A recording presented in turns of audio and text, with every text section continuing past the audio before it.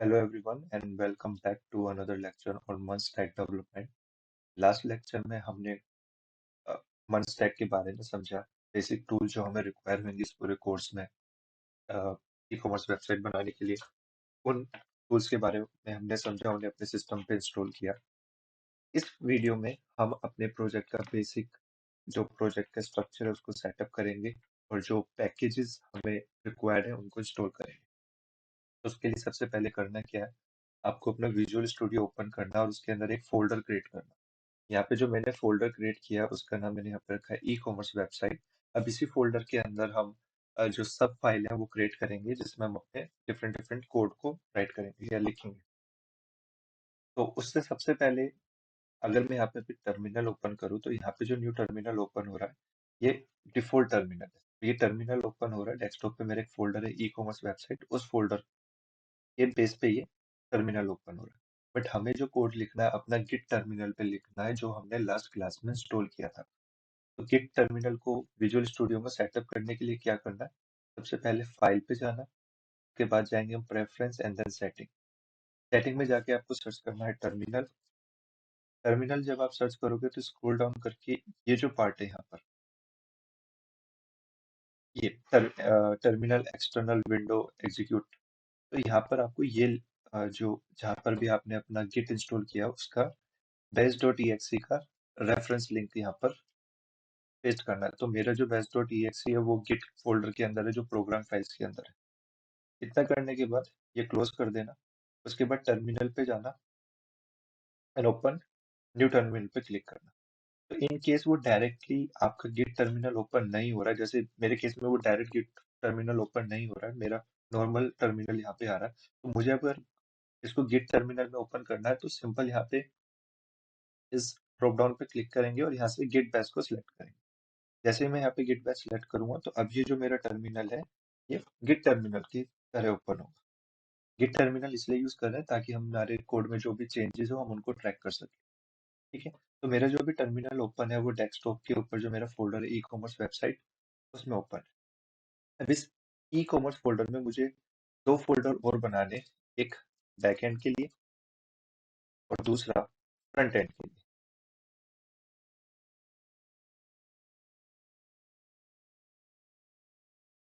Front, ठीक है, दो फोल्डर है ई कॉमर्स वेबसाइट जो फोल्डर है उसके अंदर दो फोल्डर हो गए, एक बैकएंड एक फ्रंट एंड। ठीक है, अब backend and front end folder हमारे क्रिएट हो गए। अब हमें अपना जो बैकएंड प्रोसेस है उसको इनिशियलाइज करना। बैकएंड प्रोसेस को इनिशियलाइज करने के लिए हम यहाँ पे लिखेंगे npm init, इनिशियलाइजेशन बेसिकली। तो npm इनिशियलाइजेशन जब आप करोगे तो ये आपसे एक बेसिक डिटेल पूछेगा आपके प्रोजेक्ट के बारे में। तो जैसे कि package name is e commerce website, okay, I don't want to change anything here. उसके बाद version, no change in version. Description, it's यहाँ पे डिस्क्रिप्शन लिख रहा हूँ वेबसाइट यूजिंग मन development, okay. Then enter. Entry point में यहाँ पर सर्वर डॉट जेएस डिफाइन करूंगा। बेसिकली जो मेरा एंट्री पॉइंट है बैकएंड के लिए वो सर्वर डॉट जेएस में मैं सारा कोड लिखने वाला हूँ, तो server dot JS. Text command को एम्प्टी रखेंगे, गिट रिपोजिटरी भी एम्प्टी, कीवर्ड्स नथिंग। ऑथर में मैं अपना नाम लिख ले रहा हूँ मयंक राजपूत। एंटर। लाइसेंस में कुछ नहीं करना है। Is this okay, yes type करेंगे। डन। तो जब आप ये करोगे तो यहाँ पे एक पैकेज डॉट जेसन की फाइल क्रिएट हो जाएगी ई कॉमर्स फोल्डर के अंदर। This package dot JSON contain आपका जो प्रोजेक्ट है बैकएंड पे जो आपने इनिशियलाइज करा उसके बारे में नेसेसरी इन्फॉर्मेशन, कि ऑथर कौन है, लाइसेंस कौन सा है, मेन एंट्री पॉइंट क्या है, वो सब चीजें। उसके बाद हमें इंस्टॉल करने हैं पैकेज।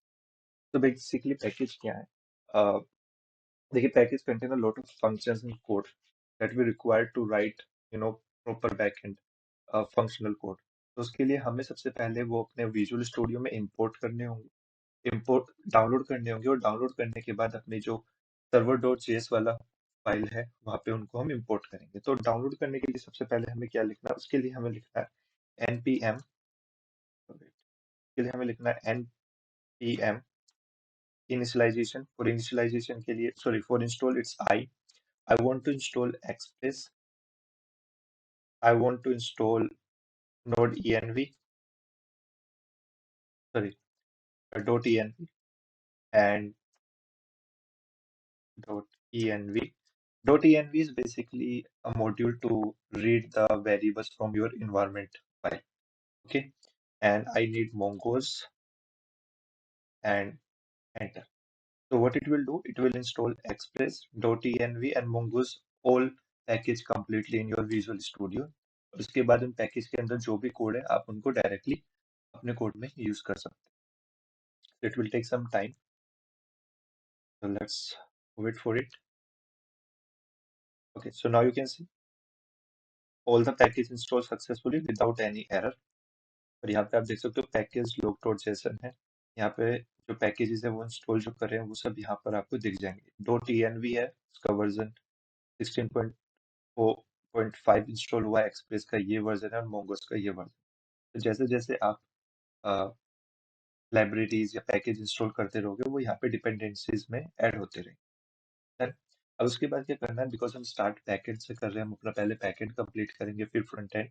तो बैकएंड में जाके मुझे एक फोल्डर फाइल यहाँ पे क्रिएट करनी है app.js. तो इस app.js में सबसे पहले मुझे जो मैंने एक्सप्रेस मोड पैकेज इंस्टॉल किया अपने विजुअल स्टूडियो में उसे मुझे यूज करना है. तो उसे यूज करने के लिए सबसे पहले तो मुझे वो इंपोर्ट करना होगा. तो उसके लिए क्या करेंगे, मैं सबसे पहले यहाँ एक वेरिएबल बना रहा हूँ const express. किसी भी पैकेज को किसी भी जावास्क्रिप्ट फाइल में यूज करने के लिए हम यूज करते हैं require and I want it express. ठीक है, उसके बाद इस एक्सप्रेस फंक्शन को मैं एक नए वेरिएबल ऐप में असाइन करूंगा एक्सप्रेस. ठीक है, अब क्योंकि ये ऐप डॉट जेएस एक सेपरेट जावास्क्रिप्ट फाइल है और अगर मैं इसे डिफरेंट जावास्क्रिप्ट फाइल में, यानी जैसे मैं अभी एक सर्वर डॉट जेएस यहाँ पे क्रिएट करूंगा उसमें यूज करना चाहता हूँ, तो मुझे ये पहले एक्सपोर्ट करना पड़ेगा. एक्सपोर्ट करने के लिए सिंपल आपको लिखना मॉड्यूल डॉट एक्सपोर्ट. मुझे कौन सा मॉड्यूल एक्सपोर्ट करना है, तो यहाँ पे ऐप डॉट जेएस के अंदर मैंने सबसे पहले एक्सप्रेस जो पैकेज था उसको इंपोर्ट किया. उसको उसके अंदर जो फंक्शन है एक्सप्रेस उसको एक ऐप वेरिएबल के अंदर असाइन किया. और अब ये जो ऐप वेरिएबल है मैं उसको एक्सपोर्ट कर रहा हूँ. और एक्सपोर्ट कर रहा हूँ तो अब मुझे क्या करना है, बैकएंड में एक और मैं यहाँ पे फोल्डर क्रिएट करूंगा, फाइल क्रिएट करूंगा सर्वर डॉट जेएस, जो कि मेरी एंट्री पॉइंट है. यानी सर्वर डॉट जेएस को रन करके ही मैं अपना बैकएंड रन कर सकता हूँ.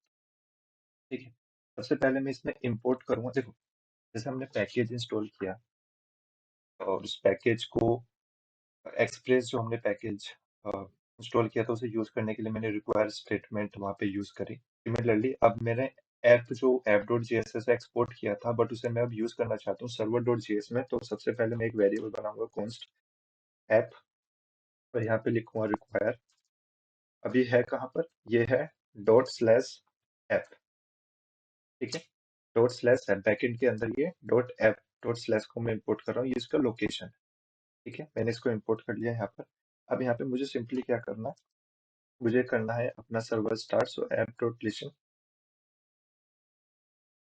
और इसे मैं लिसन करना चाहता हूँ कौन सा, कहाँ पर, पर्टिकुलर पोर्ट पे. So process dot env dot port. Okay, comma, sorry, comma. यहाँ पर एक हम एनोनिमस फंक्शन क्रिएट करेंगे, एंटर करते हैं बॉडी में, और कंसोल डॉट लॉग. अच्छा, कंसोल डॉट लॉग सर्वर, किस सर्वर पे हमने इस अपने बैकएंड को स्टार्ट किया उससे पहले मुझे यहाँ पर एक कॉन्फ़िग फाइल क्रिएट करनी होगी. तो बैकएंड में जाके एक फोल्डर क्रिएट करेंगे कॉन्फ़िग, स्मॉल, और कॉन्फ़िग के अंदर एक फाइल क्रिएट करेंगे config डॉट env. तो बेसिकली config डॉट env में अंदर हम अपने सारे वेरिएबल डिफाइन करेंगे, बेसिकली कि किस पोर्ट पे मैं अपना सर्वर स्टार्ट करना चाह रहा हूँ. उसके बाद किस मोड में अभी मेरा जो है वो प्रोडक्शन में है या डेवलपमेंट मोड पे मैं अभी वर्क कर रहा हूँ, तो वो यहाँ पे हम डिफाइन करेंगे. तो यहाँ पे सबसे पहले मैं पोर्ट डिफाइन कर देता हूँ. मैं इसको किस पोर्ट पे करना चाहता हूँ, 400 पे. तो I want to run it on 400 port. और यहाँ पे मैं लिख देता हूँ नोड इन्वायरमेंट जो है वो अभी डेवलपमेंट में, तो I will run it on development mode. ठीक है, अब पोर्ट और node underscore env variable define हमने कर दी और वैल्यू उनको असाइन कर दी, बट जो config डॉट इन्वायरमेंट के अंदर जो वेरिएबल है उनको किसी भी जावास्क्रिप्ट फाइल में यूज करने के लिए हमें उस फाइल में .env जो हमने पैकेज डाउनलोड किया था उसे इंपोर्ट करना होगा। जैसे app.js में मैं एक्सप्रेस फंक्शन को यूज कर रहा हूँ जो कि एक्सप्रेस पैकेज के अंदर था, तो सबसे पहले मैंने एक्सप्रेस पैकेज को इंपोर्ट किया यूजिंग रिक्वायर स्टेटमेंट।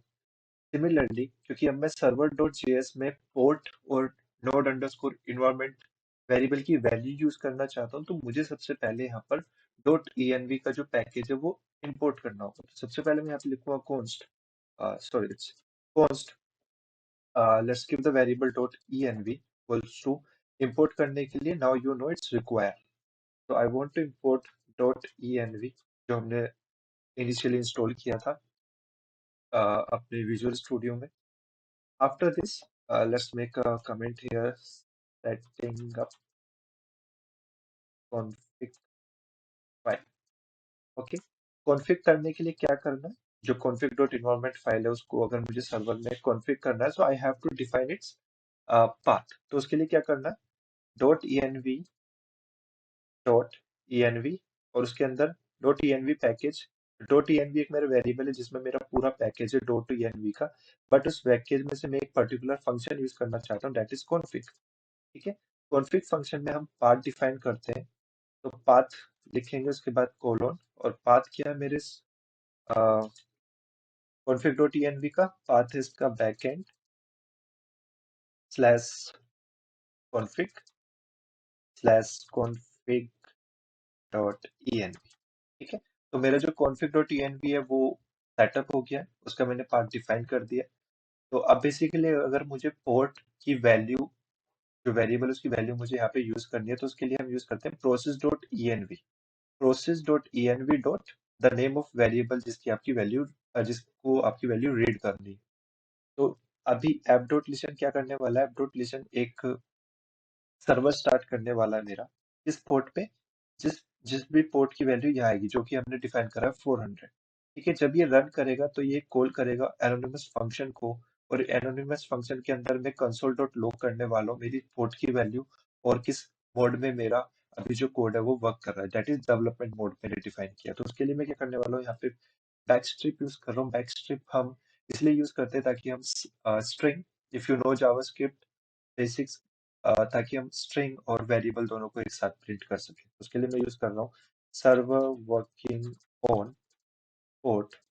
इस पोर्ट पे कर रहा है तो उस पोर्ट की वैल्यू मुझे यहाँ पे प्रिंट करनी है, तो यू नो कि पोर्ट जो config डॉट इन्वायरमेंट में मैंने पोर्ट करा उसकी वैल्यू का अगर मुझे एक्सेस करना है तो मुझे लिखना है process dot env dot name of the variable. तो उसके लिए यहाँ पर डॉलर वेरिएबल को बैक डॉट नोटेशन में हम डॉलर से डिफाइन करते हैं, डॉलर कर्ली ब्रेसेस, और यहाँ पे लिखूंगा process dot env dot port value and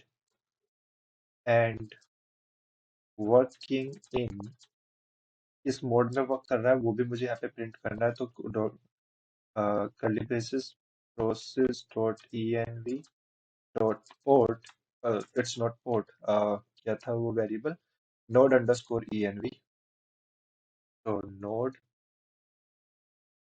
underscore env। ठीक है, यहाँ पे मैं लिख देता हूँ node, तो तो जैसे ही मेरा सर्वर स्टार्ट होगा किस पोर्ट पे, जो भी वैल्यू आएगी यहाँ पे इस पोर्ट की दैट इज 400, उसके बाद ये कंसोल डॉट लॉग करेगा यहाँ पे, यानी कि कंसोल पे प्रिंट करेगा server working on this one. ठीक है, सो उसके लिए करना क्या है, लाइक ओके, तो यहाँ पे it was in testing mode, so let's clear this one first. ठीक है, क्लियर। उसको रन करने के लिए अपने को करना क्या है, यहाँ पे अपने को लिखना है सिंपल नोड स्पेस, क्योंकि जो एंड पॉइंट है हमारा सर्वर डॉट जेएस है, तो मुझे बैकएंड जब भी स्टार्ट करना है तो सर्वर डॉट जेएस फाइल को एग्जीक्यूट करना है। तो सर्वर डॉट जेएस को एग्जीक्यूट करने के लिए हम लिखेंगे नोड, उसका path that is backend slash server dot JS. जब मैंने एंटर किया तो इसने क्या प्रिंट किया, server working on port number 400 and working in development port, क्योंकि प्रोसेस डॉट env पोर्ट की वैल्यू क्या है 400 और process dot env dot node environment की वैल्यू है डेवलपमेंट मोड। तो इस पर्टिकुलर लेक्चर में हमने देखा कि कैसे हम अपना जो सर्वर है वो स्टार्ट कर सकते हैं एक पर्टिकुलर पोर्ट पे। नेक्स्ट लेक्चर में we are going to import एक very important package that is nodemon. Okay, so वो मैं नेक्स्ट लेक्चर में समझाऊंगा नोडमोन का क्या यूज है और उसको उसकी इम्पोर्टेंस। तब तक के लिए just go through the both lecture and set up your basic project. If you have any doubt, please mention in the comment and please like, share and subscribe. Thank you.